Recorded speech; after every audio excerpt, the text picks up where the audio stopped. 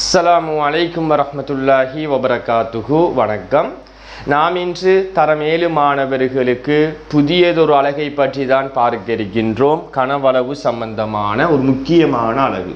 இது நீங்கள் கிரேட் 8, 9லையும் இந்த அலகு காணப்படுகின்றது பிள்ளைகள்.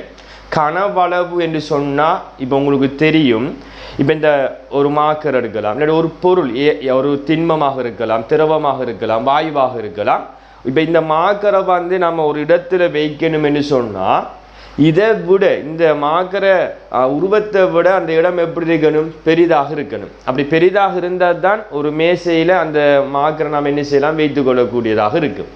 அல்லது ஒரு பாட புத்தகம், உங்களோட புத்தகத்தை வந்து ஒரு இடத்துல வைக்கணும் என்று சொன்னால் அந்த புத்தகத்தில் அளவை விட அந்த வைக்கப்படுகின்ற இடம் பெரிதாக இருந்தால் தான் அந்த புத்தகம் என்ன செய்யும், விழாமல் அந்த இடத்துல இருக்கும். அப்போ இதிலிருந்து நீங்கள் விளங்கி கொள்வீங்க. சடப்பொருள் என்று நீங்கள் சயின்ஸில் படிச்சிருப்பீங்க. சடப்பொருள் என்றால் அது 3 வகைப்படும்: திண்மம், திரவம், வாயு. இப்போ இந்த திண்மமாக இருக்கலாம், திரவமாக இருக்கலாம், வாயுவாக இருக்கலாம். இதில் யாதாயினும் ஒன்று ஒரு இடத்தை பிடிக்கின்ற அளவுதான் கனவளவு என்று அழைக்கப்படும். அந்த விடயம்தான் இங்கே நோட்ஸாக எழுதப்பட்டிருக்கு பிள்ளைகள். சடப்பொருள் என்றும் எழுதலாம். அந்த சடப்பொருளை நான் 3ஆக பிரித்து உங்களுக்கு அதோட பெயரை எழுதியிருக்கேன். திண்மம் அல்லது திரவம் அல்லது வாயு ஒரு இடத்தை பிடிக்கும் அளவுதான் கனவளவு என்று அழைக்கப்படும். இந்த கனவளவுட சில அலகுகள் காணப்படுது. இப்போ தூரத்தை அளக்கணும் என்றால் சென்டிமீட்டர், மீட்டர், கிலோமீட்டர் பயன்படுத்துகிற மாதிரி கனவளவை அளப்பதற்கு 2 அலகுகள் காணப்படுகின்றது. சென்டிமீட்டரில் அந்த தரப்படுகின்ற உருவம் சென்டிமீட்டரில் காணப்பட்டால் அந்த கனவளவினுடைய அலகு வந்து கன சென்டிமீட்டர். அதான் சென்டிமீட்டர் கணம் என்று அழைக்கப்படும். தமிழால் கன சென்டிமீட்டர் என்று எழுதி கொள்வாங்க. அல்லது தரப்பட்ட அந்த உருவத்தினுடைய அலகு வந்து மீட்டரில் காணப்பட்டால் கன மீட்டர், அதாவது மீட்டர் கணம் என்று சொல்லப்படும். கன மீட்டரில் பயன்படுத்தப்படும் அந்த அலகுகள் வந்து பயன்படுத்தப்படும். வேறு எந்த இதை தவிர வேறு எந்த அலகுகளும் அந்த கனவளவுக்கு என்ன செய்யலாம், அந்த யூனிட், அந்த அலகுகளாக பயன்படுத்த முடியாது. அடுத்த விடயம், இந்த கனவளவு என்ற பாடத்தில் 2 திண்மங்கள் பற்றி தான் பார்க்க இருக்கின்றோம். ஒன்று கனவுரு, இன்னொன்று சதுரமுகி. இந்த 2 திண்மத்தினுடைய கனவளவை எவ்வாறு காண்பது என்பதை பற்றி பார்ப்போம்.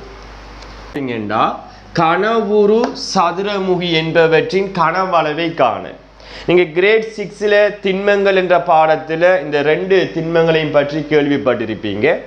கனவுரு, சதுரமுகி, எத்தனை முகம், எத்தனை உச்சி, எத்தனை விளிம்பு, அது சம்பந்தமான ஃபுல் விளக்கத்தை கிரேட் 6ல் படிச்சிருக்கோம். இப்போ முதலாவது நான் கனவுரு என்ற வடிவத்தை வரைந்து இதனுடைய கனவளவை எவ்வாறு காண்பது என்பதை பற்றி பார்ப்போம். அப்போ கனவுரு என்று சொன்னால் உங்களுக்கு தெரியும், இதில் 3 பரிமாணங்கள் காணப்படும். இந்த நீளம், ஒன்று அகலம், அடுத்த உயரம். இதை நீளம் என்று எடுத்துக்கொண்டோம் என்று சொன்னால் இந்த பார்ட் அகலமாக இருக்கும், இந்த பார்ட் உயரமாக இருக்கும்.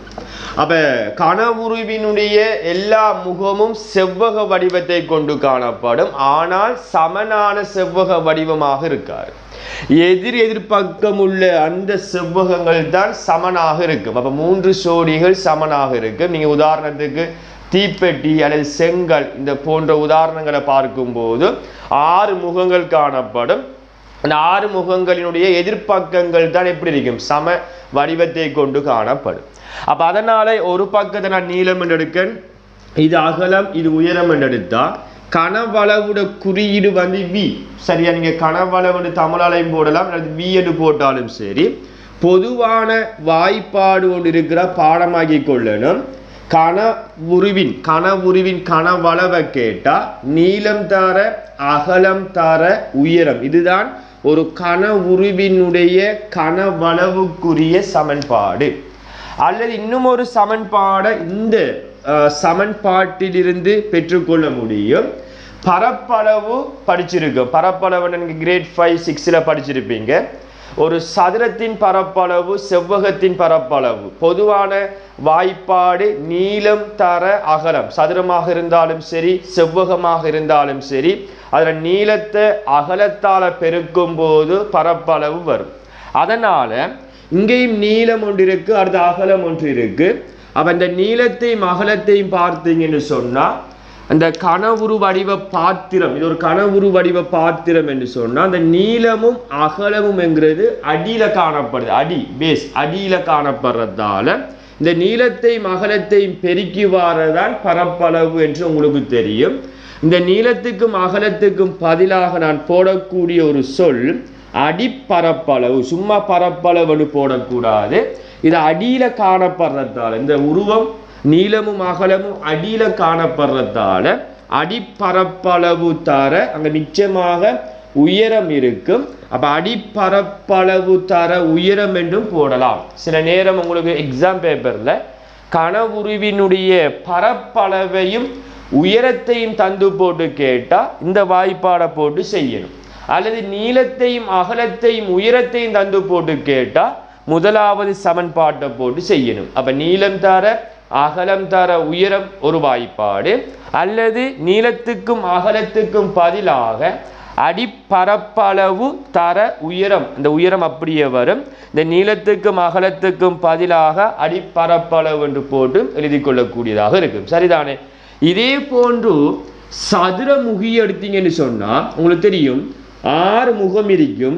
இந்த 6 முகமும் சதுர வடிவம், ஒன்றுக்கொன்று சமனான சதுர வடிவம்.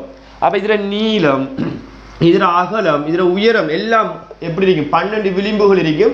இந்த 12 விளிம்புகளும் ஒன்றுக்கொன்று சமன். ஆனா நமக்கு தேவை கனவளவு சமன். பொதுவான வாய்ப்பாடு உங்களுக்கு தெரியும், நான் ஏற்கனவே சொல்லியிருக்கேன். சதுரமுகியாக இருந்தாலும் சரி கனவுருவாக இருந்தாலும் சரி பொதுவான வாய்ப்பாடு நீளம் தர அகலம் தர உயரம் என்று அழைக்கப்படும். ஆனா சதுரமுகிக்கு மட்டும் நீங்க இந்த வாய்ப்பாடை போட்டு எழுதினாலும் சரி, அல்லது உங்களுக்கு தெரியும் கனவளவு சமன், நீளம் இதுவும் சமன், இது நீளம், இப்ப இதுவும் நீளமாக இருக்கும், இதுவும் நீளமாக இருக்கும். காரணம் என்ன? விளிம்புகள் எல்லாம் ஒன்றுக்கொன்று சமன். இதர விளிம்புகள் ஒன்று பெருசி, ஒன்று சின்னது, ஒன்று பெருசி. இப்ப 3 இந்த நீளம் அகலம் உயரம் என்கிறது வெவ்வேறு நீளங்களை கொண்டு காணப்படும். உதாரணத்துக்கு இது 10 என்று சொன்னா இது 5, இது 4, இப்படி வெவ்வேறு பெருமானங்களை கொண்டு காணப்படும் கனவுருவுக்கு. சதுரமுகிக்கு அப்படி இல்லை.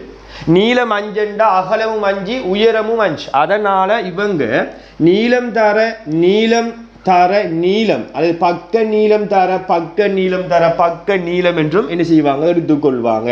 அப்ப நீங்க இப்படி எடுத்துக்கொள்ளாம பொதுவாக நீங்க ஞாபகம் வச்சுக் கொள்ளுங்க.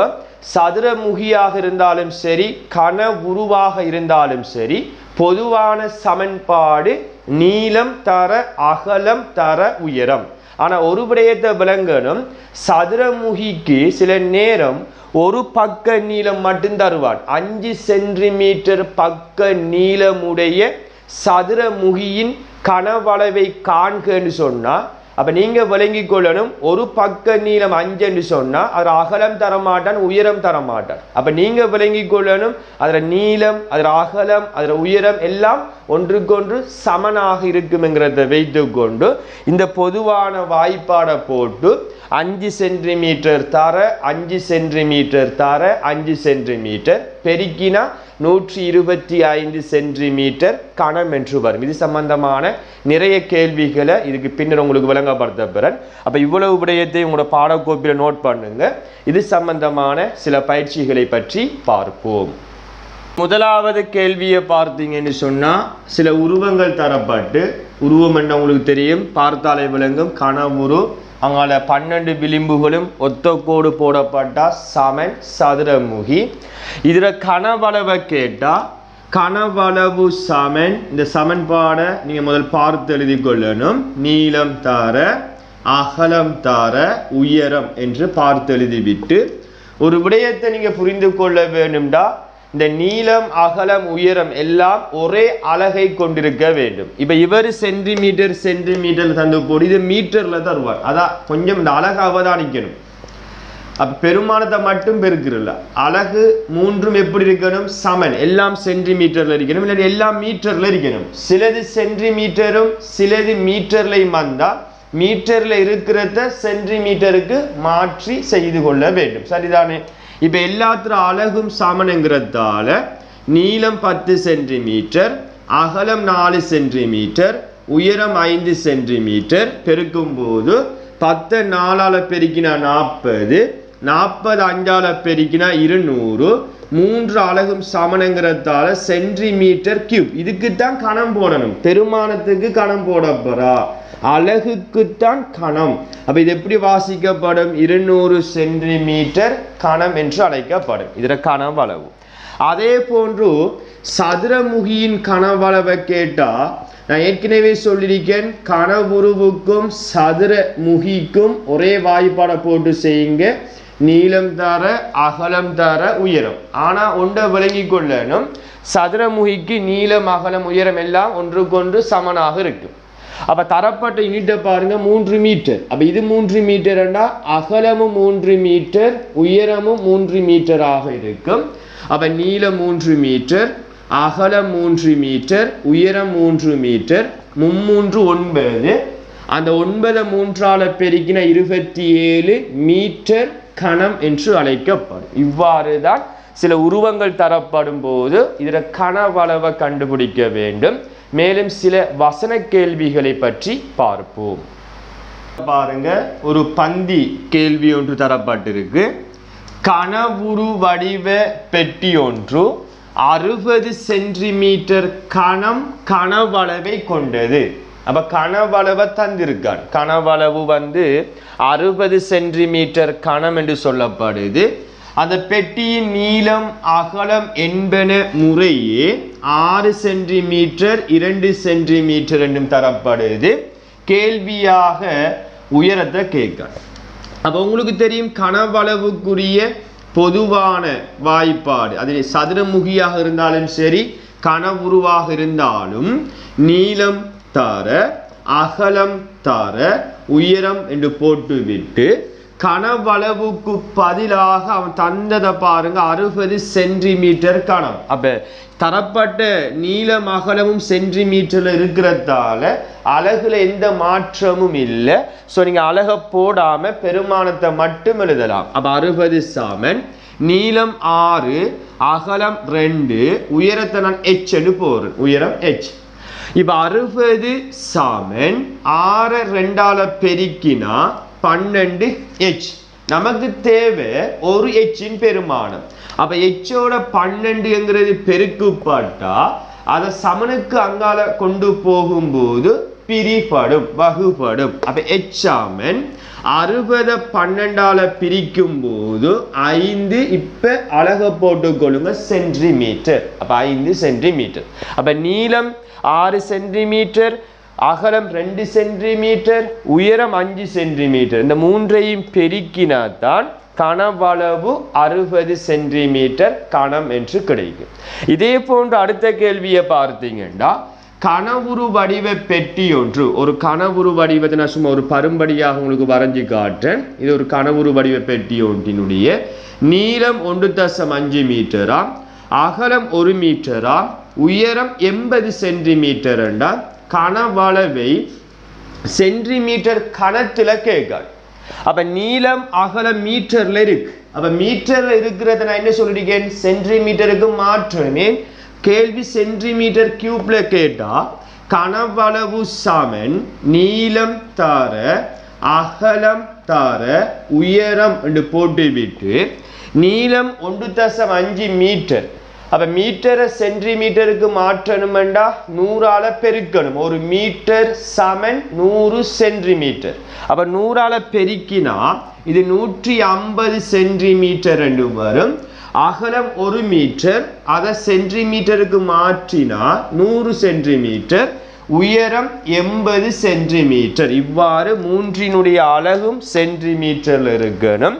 இது எப்படி பெருக்கிறன்னா, அந்த பூச்சியத்தை விட்டு போட்டு 15 தர 1 15, அந்த 15 8ஆல பெருக்கி பாருங்க 40 120. அப்ப 120 போட்டு விட்ட பூஜ்ஜியத்தை பாருங்க, ஒரு பூஜ்ஜியம் இங்க 2, 3 பூஜ்ஜியம் இங்க ஒரு பூஜ்ஜியம், 4 பூஜ்ஜியம். அப்ப எத்தனை? 1 2 3 4 பூஜ்ஜியத்தை போட்டு சென்டிமீட்டர் கணம். இதை நீங்க மூன்று அழகாக நியம வடிவத்துக்கு மாற்றும் போது 1,200,000 அதாவது 12 லட்சம். அப்போ 12 லட்சம் சென்டிமீட்டர் கணம், 1,200,000 சென்டிமீட்டர் கணம் என்று விடையாக வரும். அப்ப இவ்வாறு இந்த பந்தி கேள்விகள் வரும்போது, கனவளவு சம்பந்தமான கேள்விகள் வரும்போது செய்து கொள்ள வேண்டும். அப்ப இங்கு சொல்லப்பட்ட அனைத்து விடயத்தையும் உங்களோட பாடக்கோப்பில நோட் பண்ணுங்க. இது சம்பந்தமான வேக் சீட் குரூப் ஊடாக வழங்கப்படும். அந்த வேக் சீட்டை நான் ஏற்கனவே சொன்னது போன்று உங்களுக்கு வழங்கப்பட்ட நேர சூசி அடிப்படையில் அடுத்த வகுப்பு எப்போது இருக்கின்றதோ அதற்கு இடையில் செய்து அனுப்பி கொள்ளுமாறு கேட்டுக்கொண்டு, மற்றும் ஒரு வகுப்பில் புதிய தலைப்பினூடாக உங்களை சந்திக்கும் வரை விடைபெற்று செல்கின்றேன். நன்றி, வணக்கம்.